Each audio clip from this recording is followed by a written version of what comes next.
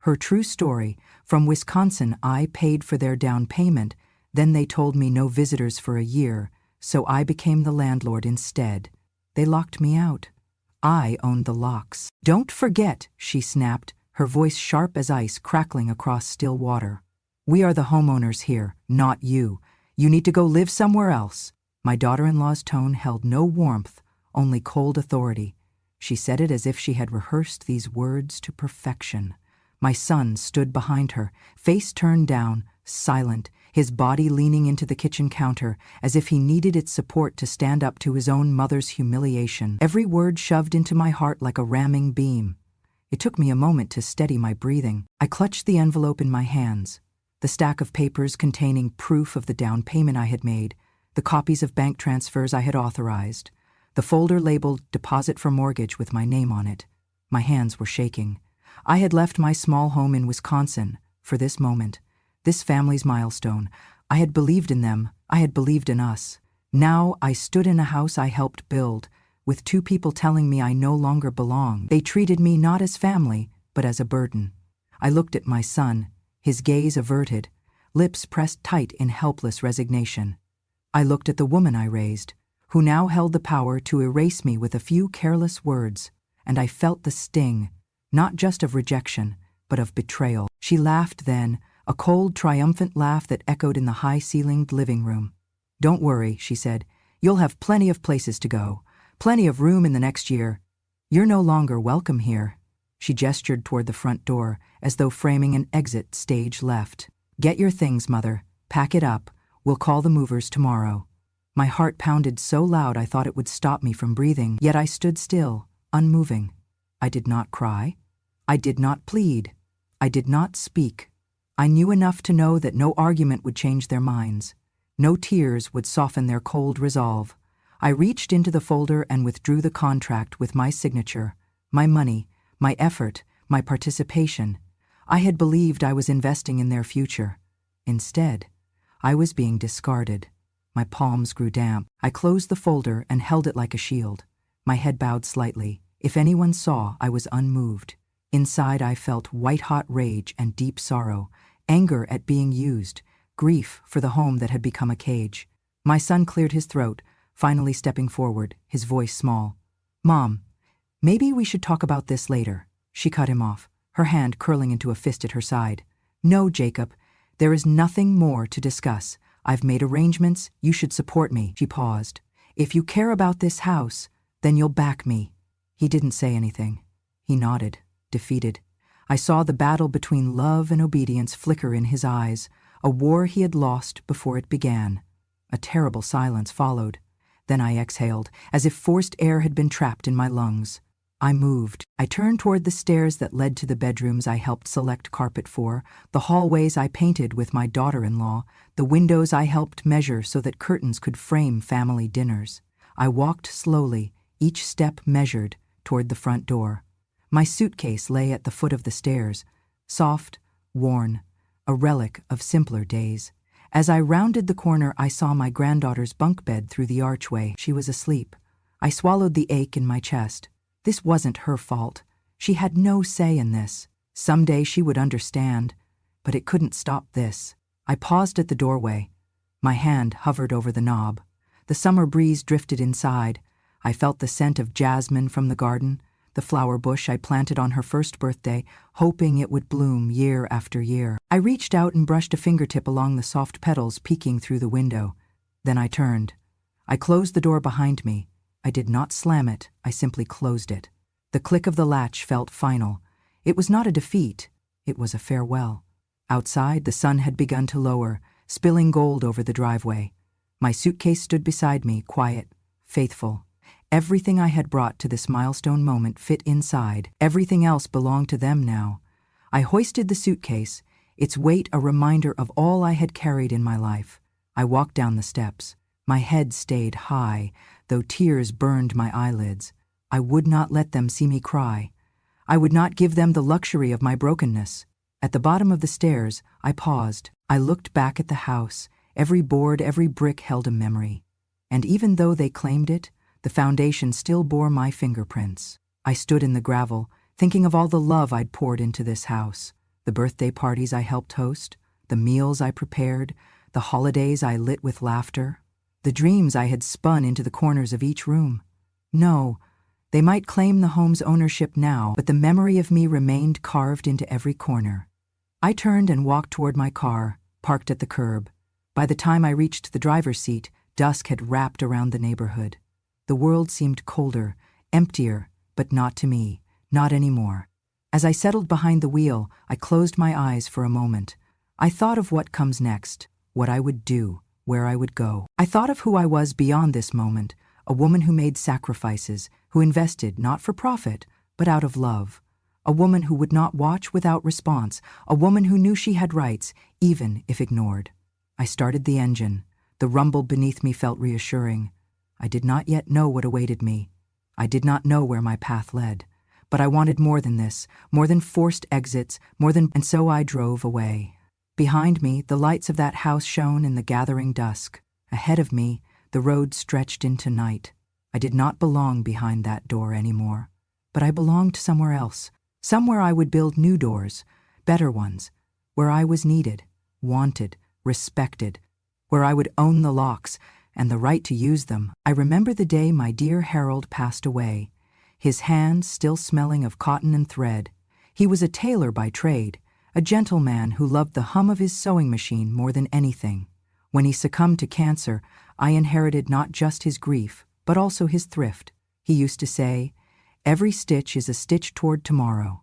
I kept that philosophy alive as I counted nickels and dimes for the future. For 10 years after he passed, I pieced together every paycheck from odd sewing jobs. I hand-stitched baby clothes, repaired church banners, darned socks for neighbors. I kept a ledger. Since kindergarten I'd loved order, so I could track how much I had saved. I charted in the back of Harold's ledger book. Every dollar marked a moment closer to something new. When Jacob and Camilla told me they were ready to buy land and build a house, my heart leapt. A house of their own, not renting, not starting over every year. I had been saving, and I offered them my entire down payment. "I insist," I told them sternly, waving the ledger printout. "This is for family, to build a foundation." Camilla hesitated, clutching her purse. "Mom, we can manage." But I interrupted. "You will take it, and it will be called the Hamilton Family Home." They said thank you. I nodded and passed the check across the kitchen table. The paper felt heavy in my hand.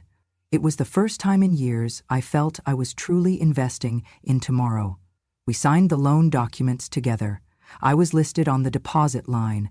My name glowed on the page, contributor. The bank clerk handed me copies of the contract and shook my hand. "You'll get to pick curtains," Camilla joked. I laughed like a child.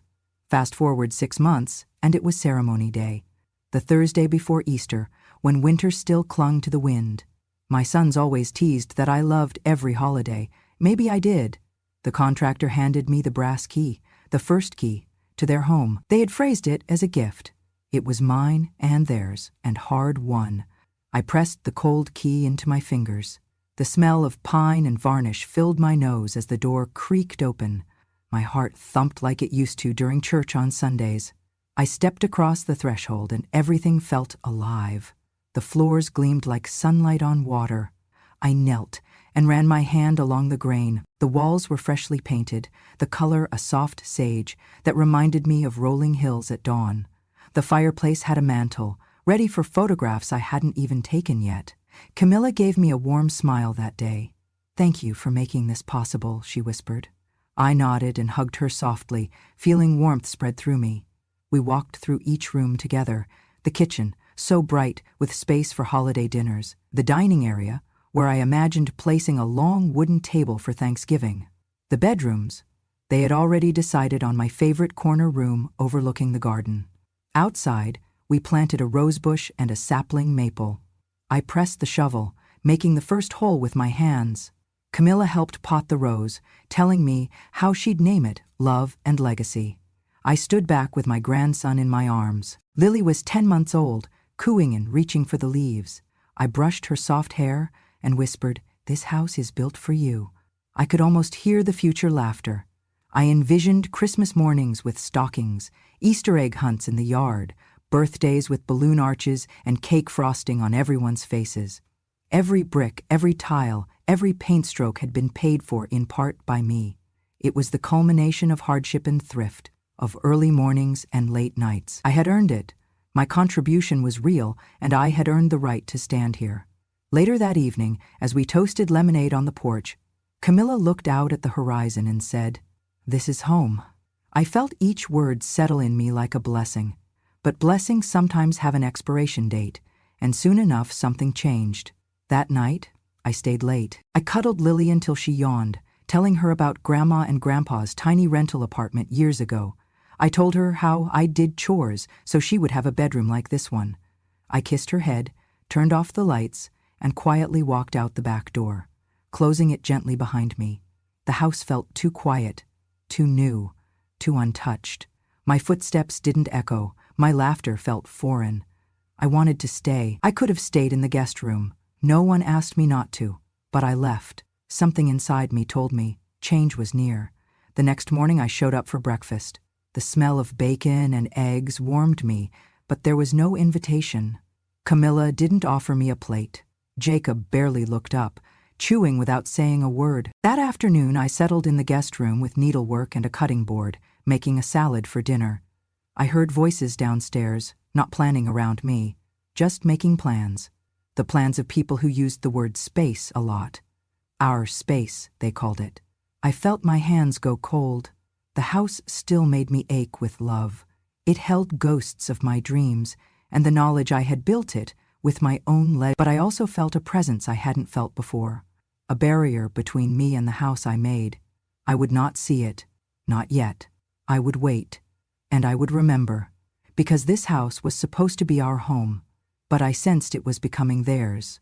I never expected a thank you to turn into a locked gate. It began quietly, like a breeze unnoticed, until it rattles a window. 3 months passed since the first key ceremony. I came by weekly, believing I was simply a part of this family's rhythm. Through the front window I watched Lily chase her soccer ball on the lawn and heard Camilla coaching her from the patio. Those were moments I once thought would include me. Afternoons full of laughter where I'd stay to help unpack groceries or set the table. Instead, one Saturday afternoon, Camilla met me at the door. She held her phone like a shield. "Mom," she said, her voice polite but final. "We're going to close video access now. You'll no longer get alerts for the cameras. We're focusing on our family time." I nodded politely. I knew what that meant. I smiled through the ache. A few days later, I learned where my visits were slipping. The contractor had reprogrammed the smart lock. My code, once active, no longer worked. Every time I tried to enter, the keypad blinked red. I walked to the porch door one evening, just before dinner. I knocked lightly. Knock, knock. The sound echoed through the hallway like a question no one answered. Lily's laughter drifted over dinner plates, and I felt the ache of being stopped at the threshold of what I helped build. I did not leave. I waited. 2 nights later, I wrapped myself in my shawl and sat on the porch steps. Wisconsin nights chilled early now, the air sharp with November whisper. Leaves cracked underfoot. The sky dimmed to ink. Camilla closed the blinds. No lights came on inside. The only warmth was across the glass, in the living room where they were gathered. I watched Lily bury her head in her mother's lap. Jacob's voice, low and soothing. I imagined the smell of their dinner, pot roast, mashed potatoes, and felt a pinch, but I stayed on those cold steps, and the porch became a stage for grief, the kind no one rehearsed for. I had thought family would embrace me. Instead, my loving presence had become a disruption. Even that gentle identity, Grandma, was slowly erased. That night I didn't sleep. I leaned against the cold wood of the porch, hugging my knees. Tears I once bottled up spilled out. The home I helped build had put me on the outside looking in, and I realized this was not about space or privacy. It was about control. But I stayed silent. Months passed. Visits dwindled further. Once, I knocked before breakfast and saw the stroller at the entrance, but the door remained shut. I stood beneath the porch light, the red keypad blinking at me, and wondered, who had the audacity to erase me so completely? When they locked me out for a full night after Thanksgiving, when Lily slept instead on her father's work trip, I noticed the sleigh bell, Wisp, I'd hung on the doorknob at Christmas time. It lay on the porch floor, broken. That night I cried beneath the stars. But in grief I discovered resolve. This wasn't a story about departing. It was about reclaiming the narrative that had been hijacked. It was about knowing my place wasn't up for debate. I did not storm in the next day. I wrapped myself in my dignity and kept all papers safe.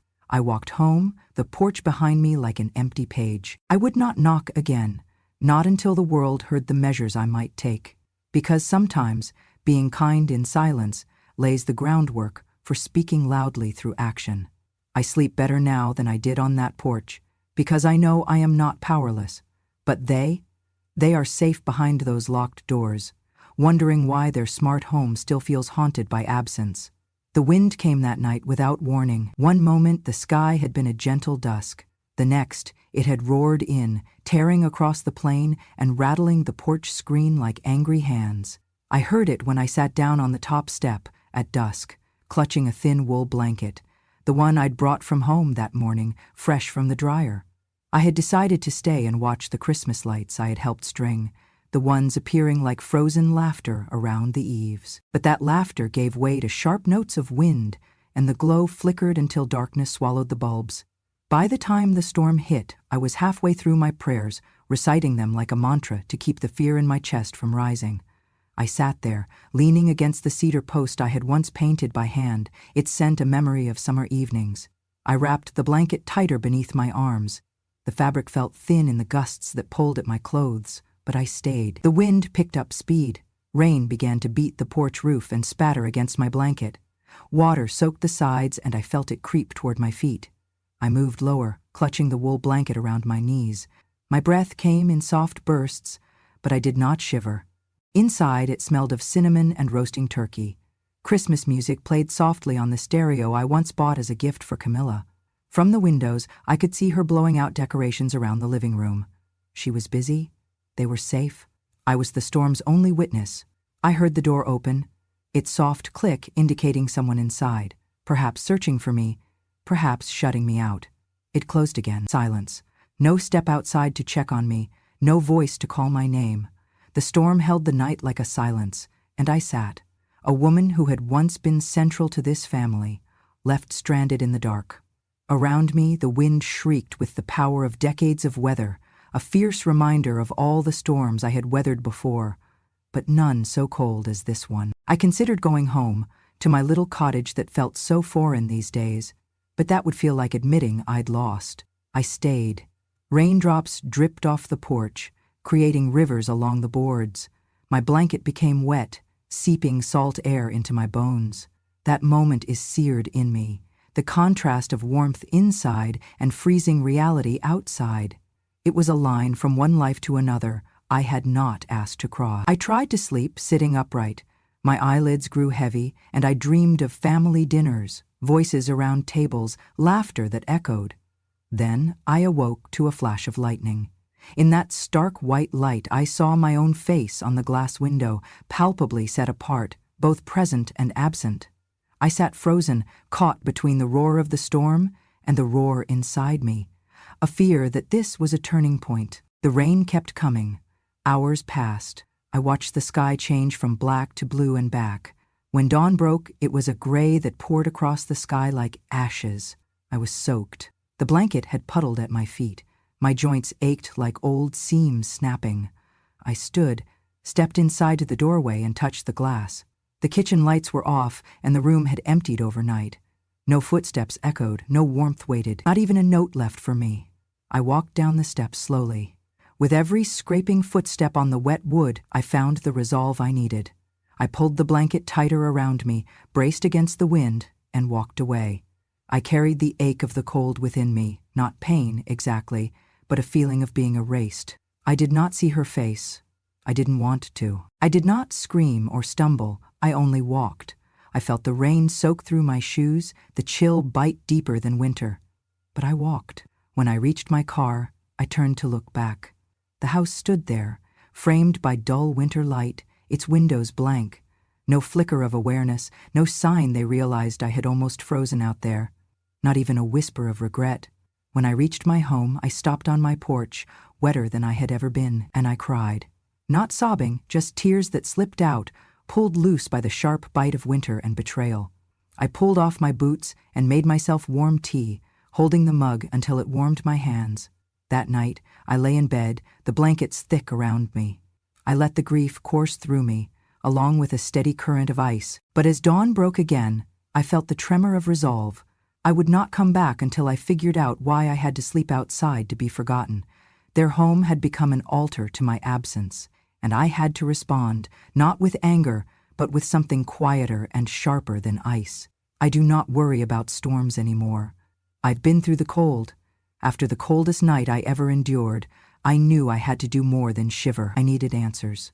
So the next morning, I sat at my kitchen table, wrapped in a warm shawl, and pulled out the stack of loan documents I had saved, those thick reams of paper I had barely glanced at since signing. I opened them where I had left off. Page 14, Section D, Line 3. There it was, in small but unmistakable print, co-owner of deposit, and beneath it my name printed clearly, co-owner. It was a moment of strange relief, not joy, just understanding. I had more than emotion tied to this house.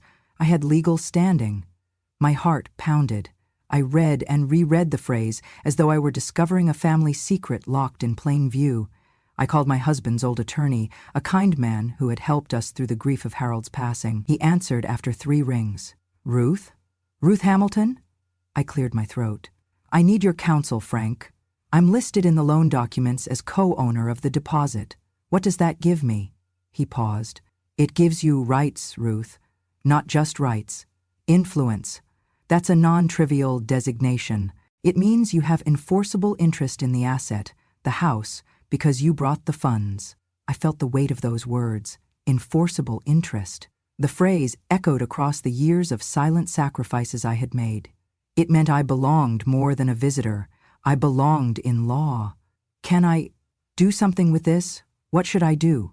Collect evidence, bank receipts, copies of the deposit check, anything, then file an interest on the property. Better if you add yourself formally to the title, or draw up agreement with the other 2 owners, your son and daughter-in-law, defining your rights. I thanked him, closing the call with a determined breath. I gathered my pen and paper, unraveling old receipts from my bag, the canceled check to the builder's escrow, the receipt stamped by the bank, a thank you letter from Camilla joking about curtains. I made photocopies and wrote notes in the margins. My living room looked like a lawyer's office by noon. I charted dates. November deposit, March closing, July lockout. I began drafting a timeline of hospitality turned hostility. I printed the bank ledger showing the withdrawal from my personal account. I copied the email threads where Camilla thanked me. I even noted the surveillance footage that recorded me standing by the door that November night, in case I needed evidence of attempt to re-enter.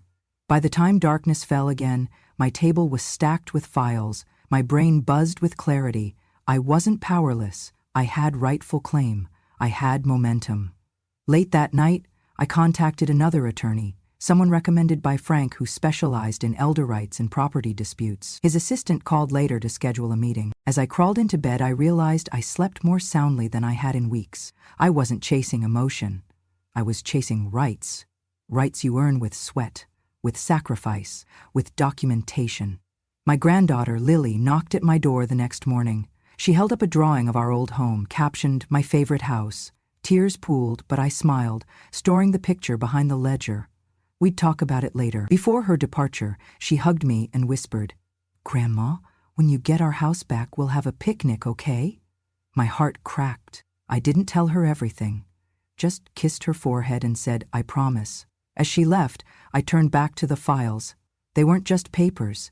They were the past hand I'd played, now ready to claim victory. I gathered everything into a folder labeled Evidence, Deposit Rights. Tomorrow I would send a certified letter to Camilla and Jacob. I would ask for a meeting. I would request clarity and respect. I would offer a solution, either formalize my role or acknowledging my rights legally. It was not revenge, it was justice, and the law was on my side. I remember the day I made the call. It felt different from the others, calm, deliberate, almost ceremonial. I dialed the number of the attorney's office I had found on my meeting with Frank's recommendation. The receptionist answered kindly and scheduled me for an appointment 2 days later. After that, I knew how things would start to unfold. On the morning of our meeting, I wore a simple blouse and a pin my late husband had given me. It was the same pin I'd worn at the first key ceremony, an old silver flower, not flashy, just meaningful. I wanted to feel grounded. At the attorney's office, a woman named Ms. Carter guided me in. She had a gentle voice but spoke with precision. She reviewed the documents, the deposit receipts, the bank records, the loan contract clearly stating co-owner of deposit with my name. She nodded slowly. "We have a strong case." I sat forward, hands folded in my lap. "I don't want confrontation. I want respect. I want my role acknowledged." She smiled. "That's fair. We'll prepare a formal petition to declare you as landlord, the legal holder of rights on the property. Then you can enforce them, including the right to grant or deny access." My heart fluttered, not from fear, from readiness. The next morning we dropped the petition at the county offices. We paid the filing fee. I watched the clerk stamp the papers, filed. It sounded like a bell in the empty hallway. Inside, I felt lighter, not triumphant, just recognized. Later that week, I scheduled a locksmith visit to the property. The key I had once held for ceremonial reasons no longer mattered. I needed new steel forged for clarity. The locksmith came in the afternoon, a stern man who didn't ask questions. I handed him the address and watched as he worked. He finished quickly, fitting a heavy brass lock onto the front door. He tested it. "You're set," he said, sliding the new key toward me. It was solid in my hand, but I didn't flush it. It would stay with me. He packaged the old key in a plastic bag. "You sure you don't want both?" he asked kindly. I shook my head. "I only need one."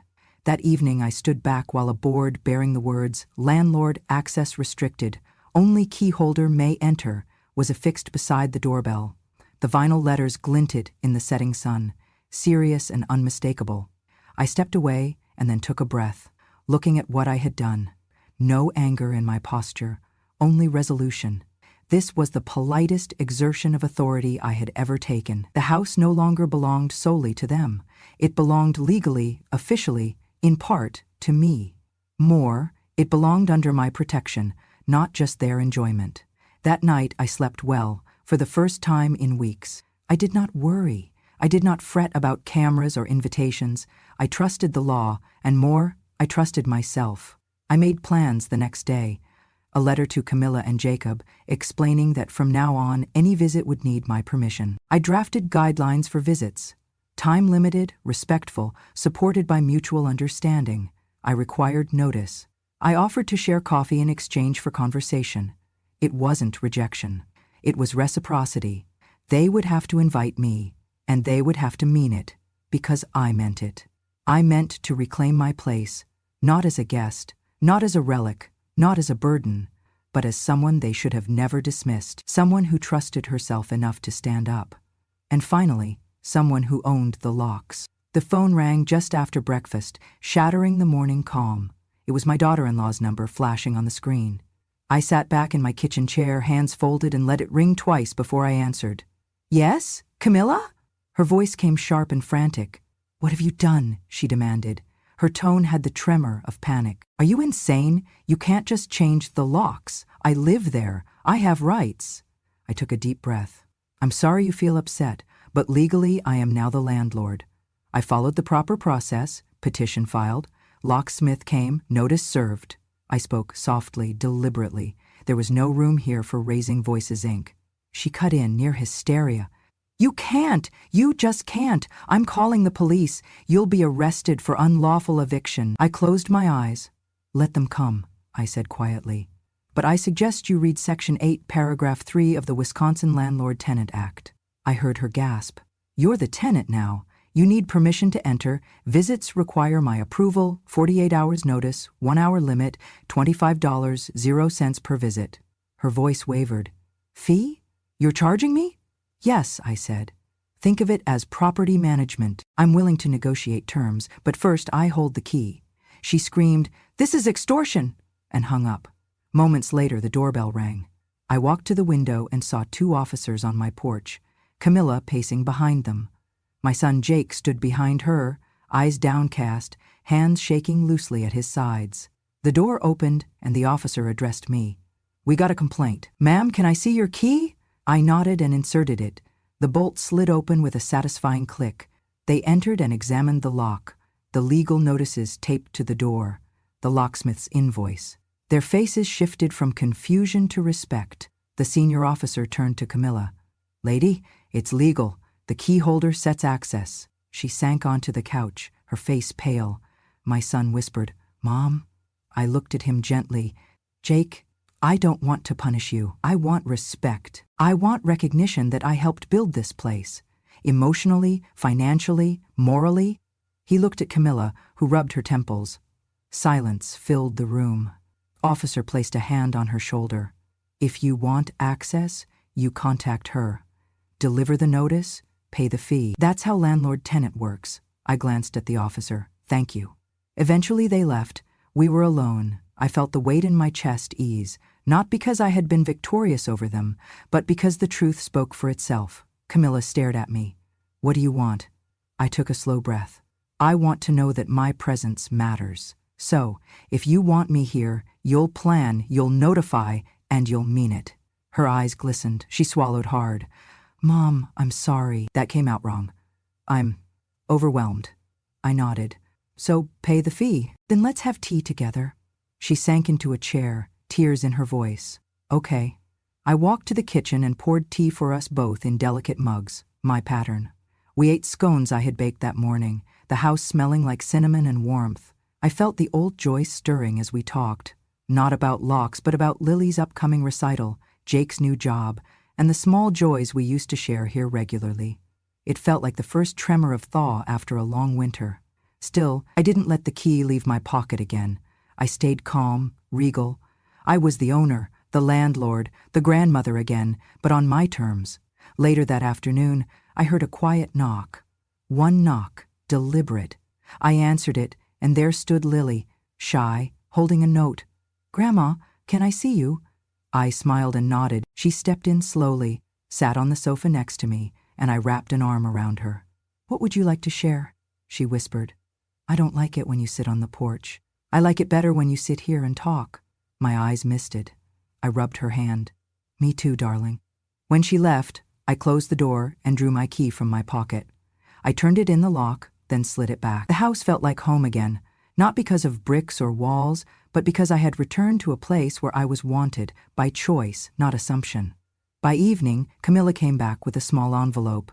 She slipped it onto the table. "Here," she said, "for tomorrow." I opened it to find $40. She said softly, "2 visits. I want to bake with you tomorrow morning." I looked up teary-eyed. I would love that. Before she left, she hugged me. I let her. I didn't hold back. That night, before I went to bed, I held the keys close. They were still mine. Not for revenge, not for power, but for peace, for choice, for the respect I deserved. They were theirs when they earned them. But from now on my terms, and that, finally, felt like home again. My hands trembled slightly as I picked up the brass key that hung on my keyring. I had carried it with me every day since the locksmith changed the lock. It was more than metal.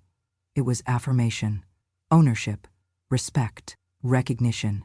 It bore the weight of months of erasure and humiliation, but also the weight of victory. Not revenge, but justice. That morning, I arrived at the doorstep of the house I helped build. I was early, the sun still low and soft across the lawn. The flowers I had once planted peeked through the soil, gentle reminders of past hopes and present possibilities. I took a breath and let the cool Wisconsin air fill me. I and this key had come for a reason. But more than that, I had come for myself. I inserted the key and entered. The door opened a fraction, then fully. Inside, I found Camilla standing in the hallway, her face pale, exhaustion etched around her eyes. My son Jake hovered behind, shifting from one foot to the other. She looked hesitant, unsure how this visit would unfold, or if it would shatter like so many others had. I stepped inside quietly, closing the door behind me. I folded my coat and draped it over a chair in the foyer. No proud stance, just composed resolve. She swallowed and extended her hand. "Mom," she whispered, I'm sorry. For everything." My heart lightened. It wasn't dramatic. No cameras catching tears, no music swelling with betrayal. It was simple. It was human. I nodded. I appreciate that, Camilla. I didn't come to tell you I'm taking over your home. I came to say thank you for inviting me back. She blinked. We realized we were wrong. You were never asking for anything but belonging. I met her gaze. I never wanted the locks. I wanted your respect. You questioned that, so I asked the law to remind us all of the value of integrity. Camilla bit her lip. That was bold. I smiled gently. Bold is just dignity with a spine. She laughed softly.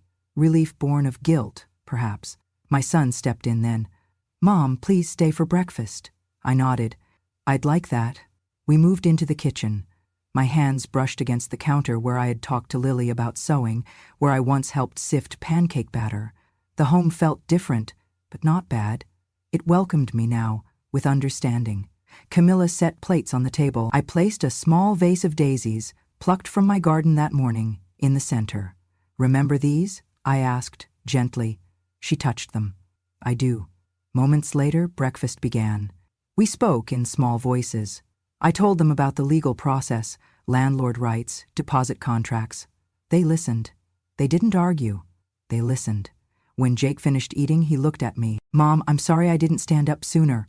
I reached across the table and touched his hand. You were doing the best you knew, and now you're learning how to do more. He nodded, eyes glistening. Camilla cleared her throat. So, are you going to charge us again? I leaned back, laughed softly. I'd love a few more visits, maybe bake some apple pie tonight, no charge. She let out a breath she'd been holding. Deal. At that moment, I realized something. This visit wasn't about winning back space. It was about mutual respect. Doors opened because I chose to walk through them, not because I was allowed. A few weeks later, I sat on the porch of my cozy cottage in the town nearby. A house small, sweet, and all mine. A spare room for guests, a lavender bush by the door, a picket fence I built with my own hands. It was morning, sunshine spilled across the hardwood floor. I stirred a cup of tea and tucked a note into my coat pocket. Welcome, Grandma. 10 a.m. Tuesday, knitting circle starts here. A group of local women, widows and retirees, had asked me to share sewing lessons.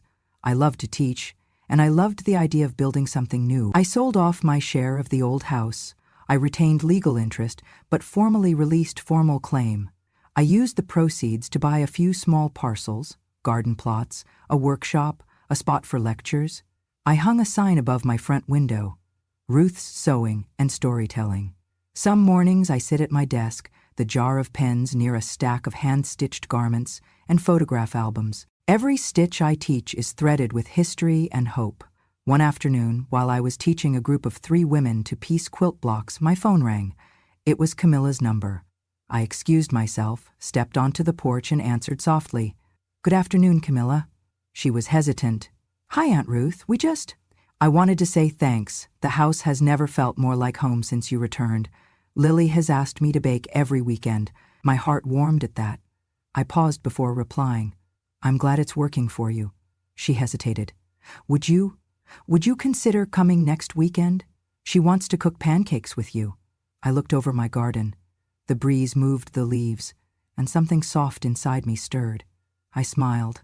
Of course, I said. She paused, then said, Love you. I laughed, voice catching. Love you too. I hung up. The quilt block I held slipped, warm in my hands. I walked back into the workshop as the women looked up.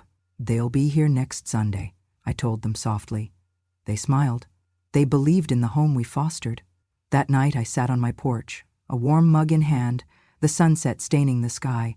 I thought of the past year, the cold porch nights, the locked doors, the fear, the law, the key. I thought of the journey from burden to boss, and beyond that, to belonging again. I did not need their money.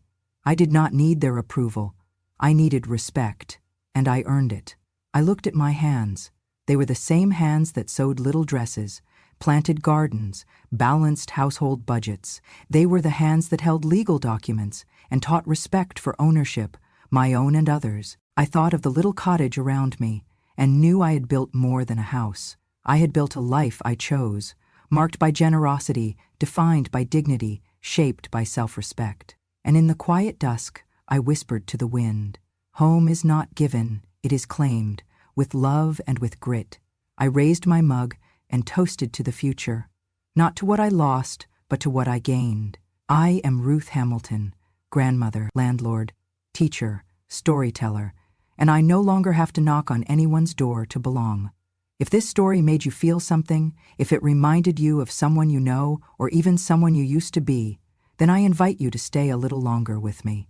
These are not just stories. These are truths that lived in silence for too long. Stories from front porches and quiet kitchens, from nursing homes and backyards, from the soft-spoken women who remember everything, especially the things they were never supposed to say aloud. Here on Grandma True Stories, we speak what was once buried. We honor the strength behind the silence, the wisdom behind the wrinkles, and the justice that waits patiently for its time. So if you believe that age does not make you invisible, if you've ever been underestimated, if you've ever been told you've done enough, only to rise again, stronger, quieter, and wiser, then this channel is for you. Click subscribe to hear more real stories from women who didn't just survive, they remembered. And if you've got a story in your own bones, maybe one day we'll tell yours too. Because revenge has no expiration date, and when a grandma speaks, the world finally listens.